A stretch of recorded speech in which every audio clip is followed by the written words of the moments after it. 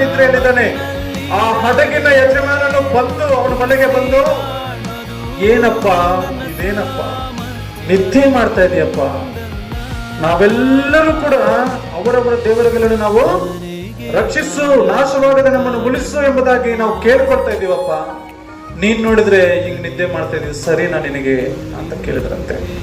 ಕೆಲವರಿಗೆ ದೇವರ ಹಣ ಬೇಕು, ದೇವರ ಒಂದು ಆಶೀರ್ವಾದ ಬೇಕು, ದೇವರ ಸಂಪತ್ತು ಬೇಕು, ದೇವರ ಎಲ್ಲಾ ವಿಷಯಗಳು ಬೇಕು. ದೇವರ ಕಾರ್ಯವನ್ನು ಮಾತ್ರ ಏನ್ ಮಾಡಲ್ಲ. ದೇವರ ವಾಕ್ಯವನ್ನು ಮಾತ್ರ ಏನ್ ಮಾಡಲ್ಲ, ಕೇಳಿಸ್ಕೊಳ್ಳಲ್ಲ. ದೇವರ ವಾಕ್ಯವನ್ನು ಓದಲ್ಲ. ಈ ಯಾವುದೇ ವಿಷಯದಲ್ಲಿ ದೇವರಿಗೆ ಇಷ್ಟವಾಗಿ ಬದುಕಲ್ಲ. ಆದ್ರೆ ಎಲ್ಲ ದೇವರಿಂದ ನನಗೇನ್ ಬರಬೇಕು, ಎಲ್ಲಾ ಬರ್ಬೇಕು ನನಗೆ. ಯಾಕಂತಂದ್ರೆ ನಾವು ದೇವರ ಸೇವೆಯನ್ನು ಮಾಡ್ತಾ ಇದ್ದೇವೆ ಅಂತ ಹೆಸರು. ಇಲ್ಲಿ ಸೇವಕನೇ ತಾನೆ. ದೇವರ ಹಣ, ದೇವರು ಕೊಟ್ಟಿರುವಂತ ಆರೋಗ್ಯ, ದೇವರು ಕೊಟ್ಟಿರುವಂತ ಶರೀರ ಎಲ್ಲ ಬೇಕು.